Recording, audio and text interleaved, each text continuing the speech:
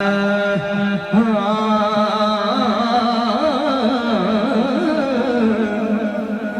ٹر گئے میرے دلدار دلان دے، ٹر گئے میں دلدار دلان دے، لے نال ہی ہاسے دل نہیں لگتا یار محمد اسو جائیے میرے پاس سن کون قصائے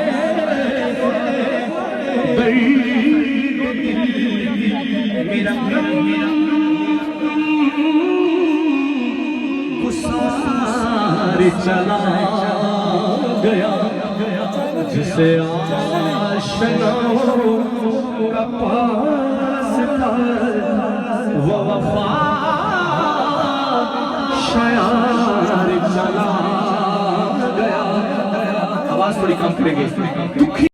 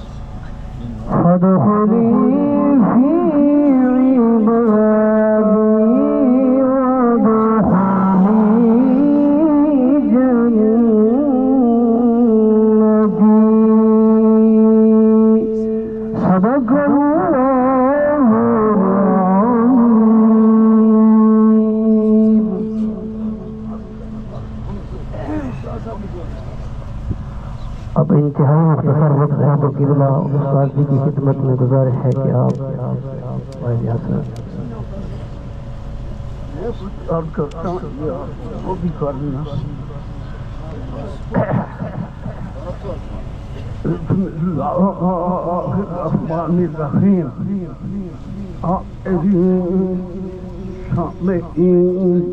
یہ منظر ہمارے سامنے ہے. ہم اس منظر کو دیکھ رہے ہیں, چارپائی کو دیکھ رہے ہیں. ایک وقت آئے گا لوگ ہماری چارپائی کو دیکھیں گے.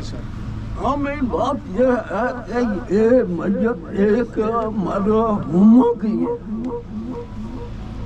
انسان غلطی اور خطا کا پتلا ہے.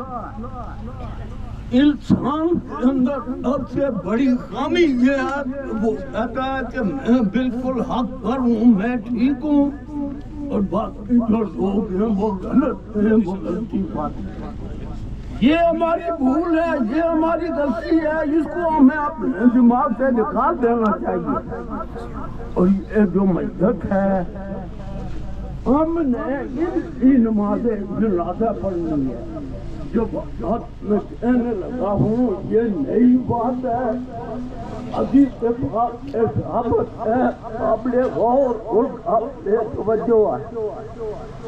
وہ بات یہ ہے جو نبی پاک علیہ السلام نے فرمایا کہ جو زندہ لوگ ہیں ان کے ساتھ نیکی کرنے کے بہت طرح اور طریقے ہیں, لیکن جو آدمی مر جاتا ہے, دنیا سے چلا جاتا ہے, اس دنیا سے رخصت ہو جاتا ہے, اس کے ساتھ نیکی کرنے کا ایک ہی طریقہ ہے.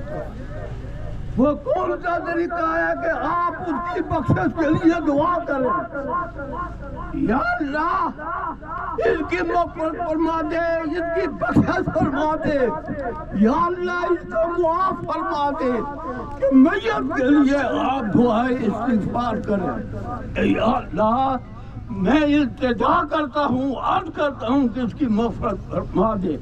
پوائنٹ کیا جو میں آپ کو بتانا چاہتا ہوں کہ تھوڑی دیر کے بعد ہم نماز جنازہ پڑھیں گے.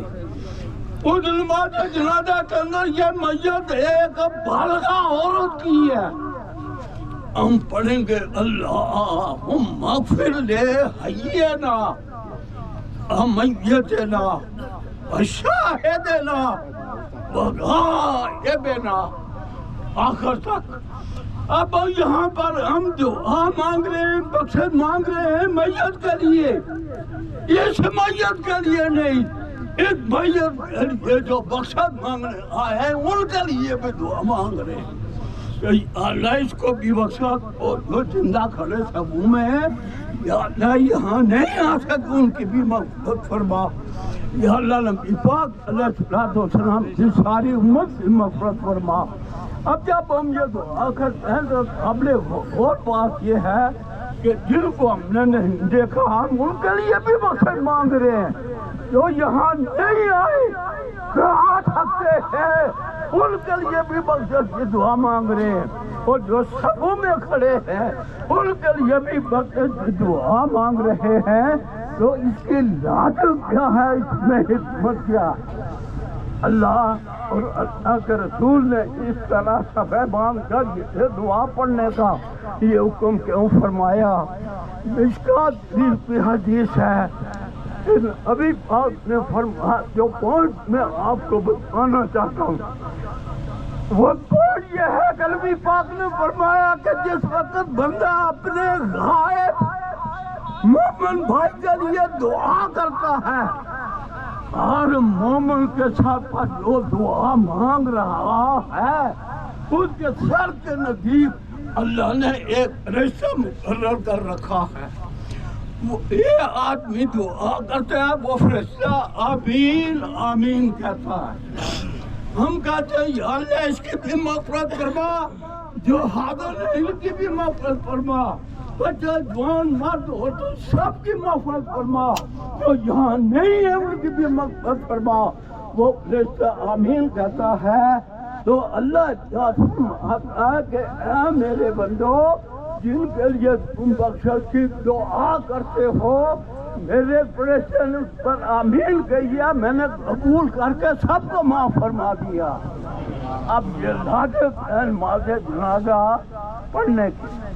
پھر یہ اجتماعی دعا ہے, اللہم اغفر لحینا, جنوں کے لیے پہلے ہم بخشش مانگ رہے ہیں, کیونکہ جن کا لوگ اگر بخشے گئے, اگر یہ لوگ صحیح ہو گئے تو بعد میں آنے والی جو نسلیں ہیں, جو بعد میں آنے والے جو مسلمان ہیں وہ مسلمان بھی ایک ہوں گے, اللہ ان کی بھی مغفرت فرما دے گا.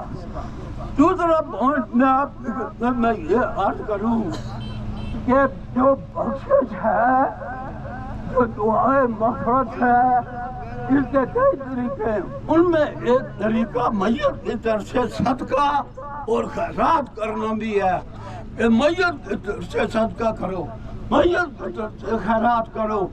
خیرات تم کرو گے, صدقہ تم کرو گے, فائدہ میت کو ہوگا, میت کے گناہ معاف ہوں گے, میت کے گناہ کم ہوں گے. اس کے لیے سنیے حدیث پاک. ایک صحابی ہیں جلیل القدر, انصار کے لیڈر, انصار کے پیشوا, اور وہ انصار کے عظیم آدمی ہیں. حضرت ابو بکر صدیق کے زمانے میں جب کہ خلافت کا یہ دور چلا تھا, وہ امیدوار کے طور پر سامنے آتے کہ ابو بکر کو خلیفہ نہ بناؤ, مجھے بناؤ, کیونکہ میں انصار میں سے ہوں, میں نے مہاجرین کی خدمت کی ہے. صحابہ نے رد کر دیا. ان کا نام ہے سعد بن عبادہ رضی اللہ تعالیٰ عنہ.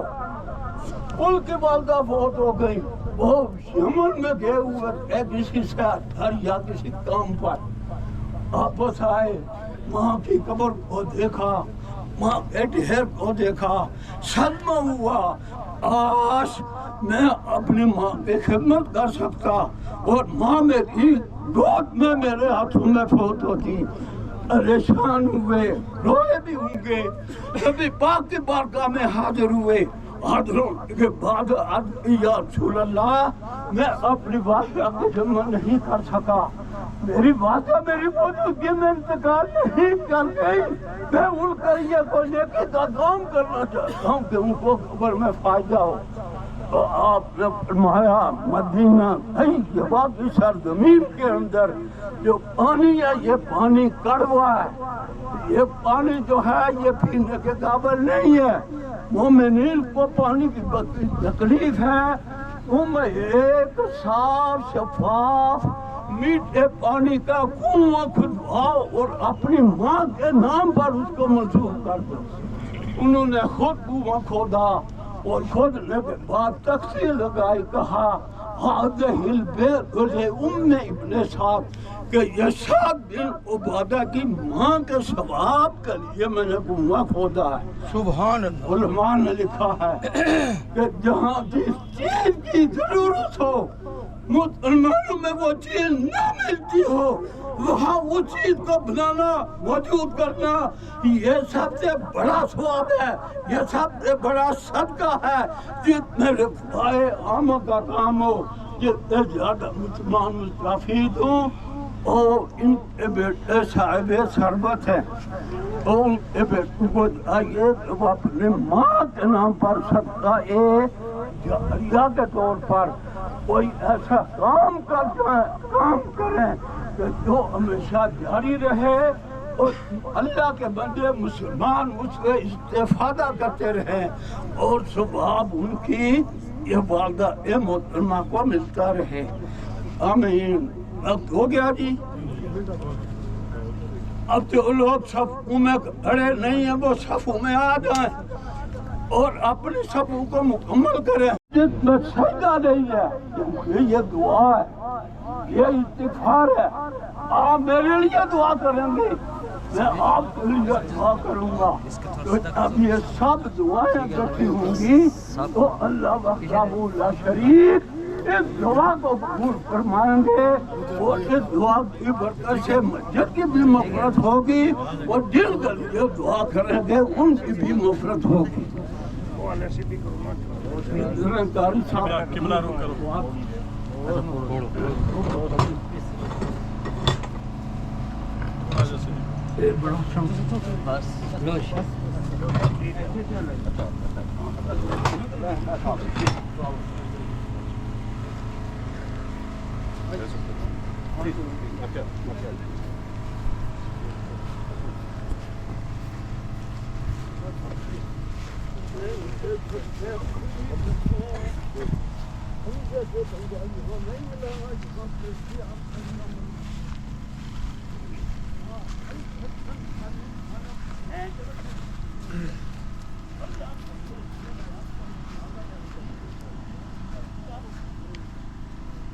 اب آپ نماز جنازہ کی تیاری فرما لیں، وقت ہو گیا ہے اور قبلہ قاضی صاحب ضروری اور خود مسائل سے ہمیں اویئر کرتے ہیں۔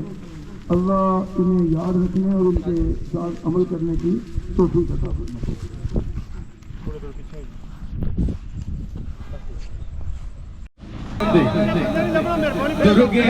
دلدار دلان دے لال سے دل نہیں لگتا جہاں جو کلام پاک بشمول درود پاک ہم سب نے پڑھا، ادب سے آپ کی بارگاہ میں پیش ہے، ہمارا پڑھنا آپ کی بارگاہ میں قبول فرما۔ عرب و عجم کے تاجدار دو جہاں کے مختار نبیوں کے سردار و امام جناب مصطفیٰ کریم صلی اللہ علیہ وسلم کے حضور پیش کرتے ہیں، اللہ قبول و منظور فرماؤ۔ جناب آدم علیہ السلام سیدہ حوا علیہ الصلوۃ و تسلیمات اور آدم علیہ السلام سے لے کر نبی علیہ السلام تک جمیع انبیاء کی بارگاہ میں پیش کرتے ہیں، اللہ قبول و منظور فرماؤ۔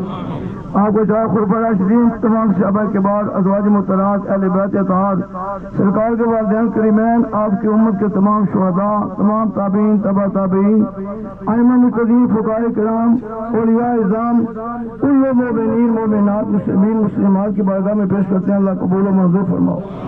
جتنے فرزندان اسلام اس جنازے کے اندر ہم سب موجود ہیں، ہمارے جتنے اعزاء وقار خواتین و حضرات حالت ایمان کے ساتھ جا چکے ہیں، اللہ سب کی مغفرت اور بخشش فرماؤ۔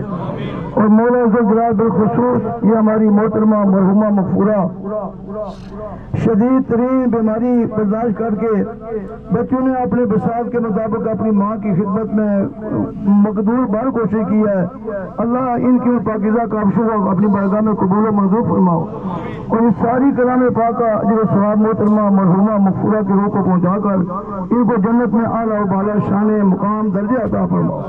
قبر کے اندر عصر کے اندر جتنی بھی مشکل مناظر ان کو پیش آنے والی ہیں آسانی میں تبدیل فرماؤ۔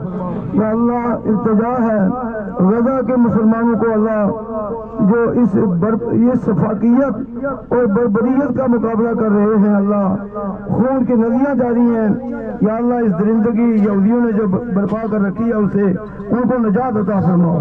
یا اللہ کشمیر کے معقوم مجبور مظلوم مسلمانوں کو آزادی کے لازوال دولت عطا فرماؤ۔ دعا کیجیے ہمارا علمی سرمایہ حضور قبلہ قاضی صاحب کا سایہ صحت و سلامتی والی عمر کے ساتھ قادر اللہ ہم سب اور عوام سنوں کے سروں پر جاری و ساری فرماؤ۔ اس علاقے کے عظیم علمی خدمات سر انجام دینے والی شخصیت خواجہ سائیں محمد رکن الدین صاحب، اللہ کروٹ کروٹ اپنی رحمتیں مزار پر انوار کے اندر ان کے شامل حل فرماؤ۔ یا اللہ ہم سب کو اس طرح پر استقامت اور ایمان پر ہمارا خاتمہ ہو اجمعین برحمتک یا ارحم الراحمین۔